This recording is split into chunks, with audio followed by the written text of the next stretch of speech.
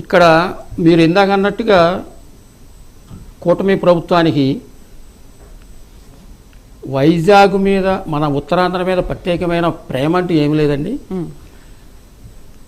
వైజాగ్లో ఉన్న భౌగోళిక పరిస్థితుల వల్ల కానీ, అక్కడ ఉన్న న్యాచురల్గా వచ్చిన ఫోర్ట్ వల్ల కానీ, అక్కడ ఉన్న రైల్వే ప్రాజెక్ట్ వల్ల కానీ, అక్కడ ఉన్న ల్యాండ్ వల్ల కానీ మనం దాని మీద ఫోకస్ పెట్టడం జరిగింది.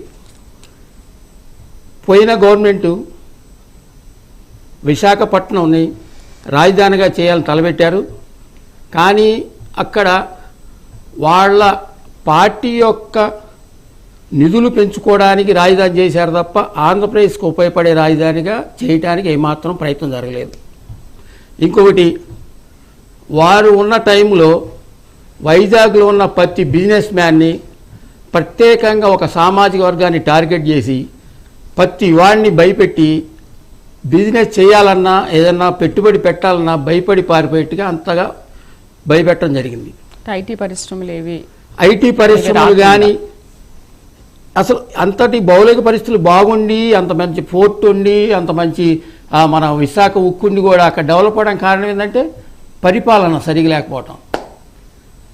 ఇప్పుడు మన కూటమి ప్రభుత్వం వచ్చిన తర్వాత మీరు చూస్తానే ఉన్న ఎన్నో ప్రాజెక్టులు వచ్చినాయి. ఉదాహరణకి గూగుల్ డేటా సెంటర్ కావచ్చు, లేకపోతే నిన్న మొన్న స్టార్ట్ చేసిన RCR Mittal Nippon steel plant, అది ఇండియాలోనే నెంబర్ 1 బిగ్ ప్రాజెక్ట్ అండి. దాని గురించి ప్రత్యేకంగా చెప్పక్కర్లా. దాంట్లో సుమారు 1,00,000 మందికి డైరెక్ట్గా ఇండైరెక్ట్ కానీ ఉద్యోగ అవకాశాలు జరుగుతాయి. ప్లస్ దాని గురించి దాంట్లో సుమారు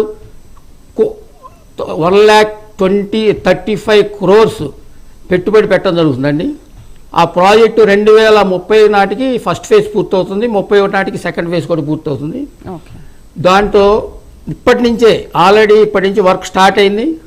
ఇంకొకటి కూడా ఏంటంటే, మొన్న మన సీఎం గారు నొక్కి వక్కాణించింది, గట్టిగా చెప్పింది ఏంటంటే, మొదటగా నక్కలపల్లి గ్రామస్తులకు మాత్రమే మొదట ఉద్యోగం కల్పించాలి, మొదటి ప్రిఫరెన్సు. తర్వాత పాయకరావుపేట గ్రామస్తులకి ఇవ్వాలి, తర్వాత ఆ జిల్లా, తర్వాత ఆంధ్రప్రదేశ్ మొత్తానికి ప్రిఫరెన్స్ ఇవ్వాల్సిందిగా ప్రత్యేకం కోరడం జరిగింది.